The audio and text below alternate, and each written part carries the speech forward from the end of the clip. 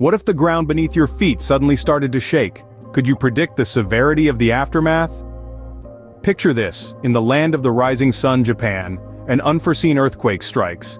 With its epicenter located off the coast of Fukushima, the tremors were felt far and wide. Now, the immediate reaction to an earthquake is, understandably, panic. The sudden shaking of the ground, the rumbling noise, it's a sensory overload that can send even the calmest among us into a state of fear. And in Japan, a country all too familiar with the destructive power of earthquakes, this fear is magnified. The magnitude of this recent quake was substantial.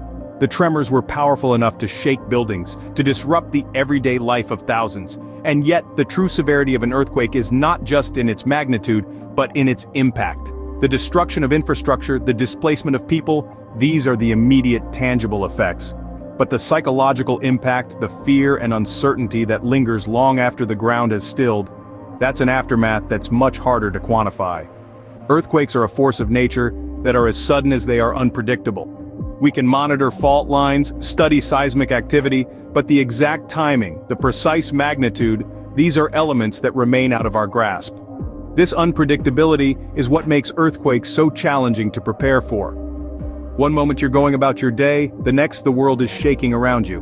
And it's this suddenness, this unpredictability, that makes the aftermath so severe. Because how do you prepare for something you can't predict?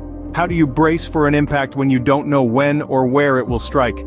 These are the questions that those affected by earthquakes grapple with. When the earth shakes, it leaves a trail of chaos in its wake.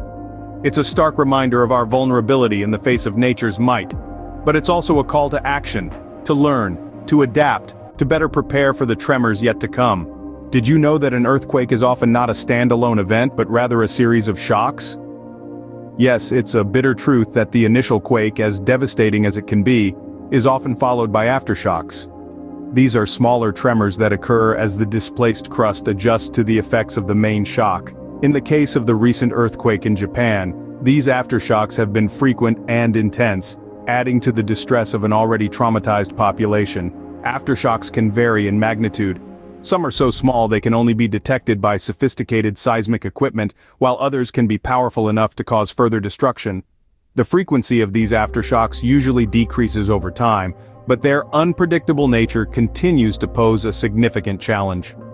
In Japan, the aftershocks have been occurring in quick succession, keeping the anxiety levels high and making recovery efforts more difficult. These aftershocks don't just shake the ground, they shake the people too. The psychological impacts can be as profound as the physical ones. Imagine living with the constant fear of another tremor, the ground beneath you a constant reminder of the instability. Sleep becomes a luxury as fear keeps vigil. The emotional aftershocks can continue long after the physical ones have subsided. The physical impacts are tangible and immediate. Buildings already weakened by the main quake can collapse during an aftershock. Infrastructure can suffer further damage, making rescue and recovery efforts even more challenging. In Japan, the aftershocks have exacerbated an already dire situation, causing additional destruction and hampering relief efforts. Yet, in the face of such adversity, we witness the indomitable spirit of humanity. The people of Japan, though tested by these relentless aftershocks, continue to show remarkable resilience. They stand strong, united in their determination to recover and rebuild. Aftershocks, the relentless reminders of an earthquake, continue to test the resilience of the people. But as history has shown us, it is in these times of trial that the strength of the human spirit shines brightest. How does a tremor on land translate into a potential disaster at sea? This is a question that has puzzled many. The answer lies in the power of seismic activities. When an earthquake strikes beneath the ocean floor, it displaces a colossal amount of water. The energy from the earthquake propels this water into a series of waves, creating what we know as a tsunami. Following the recent earthquake in Japan, a tsunami warning was promptly issued. This is a critical step in the disaster management process, undertaken when seismic activities meet specific criteria. The magnitude of the earthquake, its depth, and the proximity to the coastline all play a part in this decision.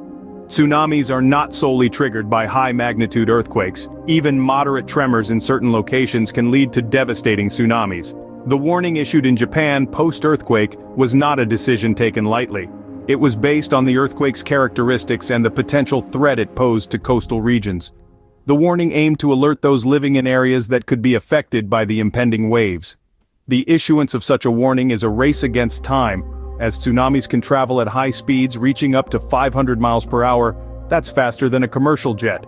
The areas potentially at risk from a tsunami depend on various factors, including the earthquake's location and the geography of the coastline.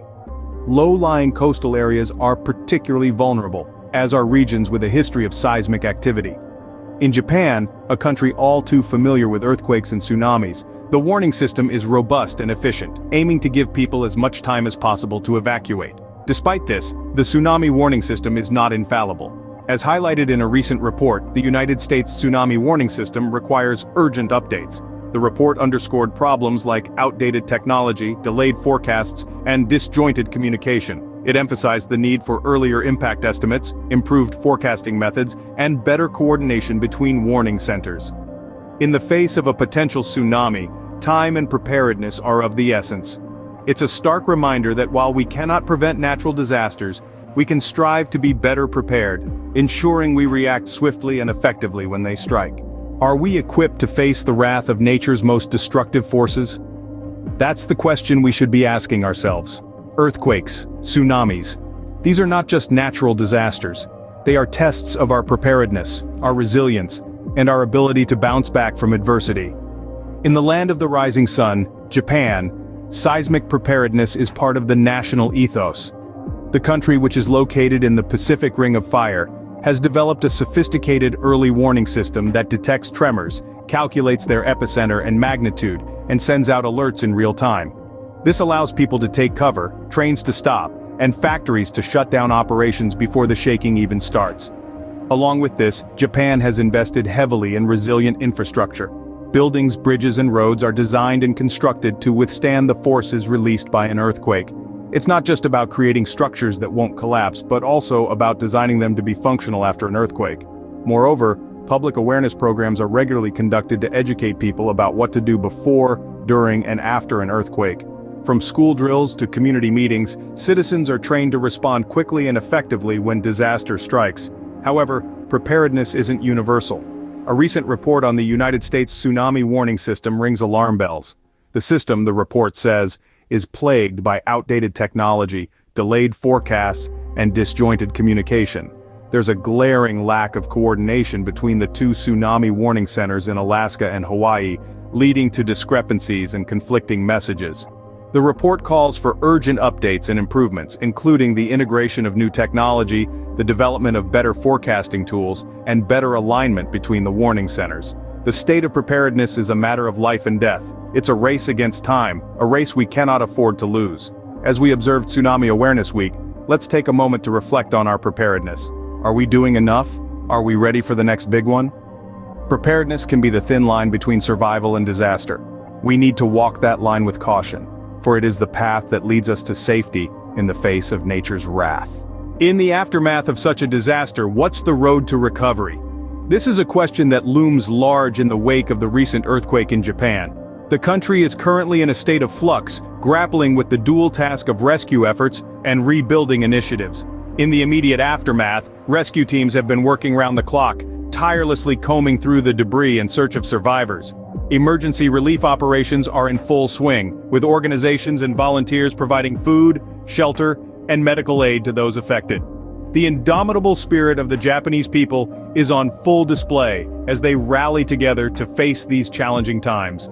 Internationally, aid has been pouring in from all corners of the globe. Countries are extending a helping hand, offering financial assistance, resources, and manpower to aid in the relief operations.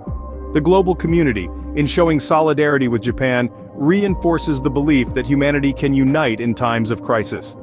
Parallel to these efforts, there's a strong focus on rebuilding and future disaster preparedness. The earthquake has underscored the urgent need for improvements in the tsunami warning system. Recent reports point to outdated technology and disjointed communication as key issues within the current system. These shortcomings have underscored the need for a more robust and efficient warning infrastructure. To this end, steps are being taken to integrate new technology, such as satellite data, and develop forecasting tools for tsunamis caused by volcanic eruptions and landslides. There's a concerted effort to enhance coordination and alignment between the warning centers. The aim is to ensure that accurate and timely warnings reach the public, minimizing the potential for disaster. In this journey of recovery, the spirit of resilience and innovation is the guiding light. Japan, known for its technological prowess and never-give-up attitude, is poised to turn this crisis into an opportunity for improvement and growth. As we navigate the aftermath, the spirit of resilience and innovation leads the way towards recovery and improvement. This spirit, coupled with global solidarity and the determination to learn from past mistakes, gives us hope for a safer and more prepared future.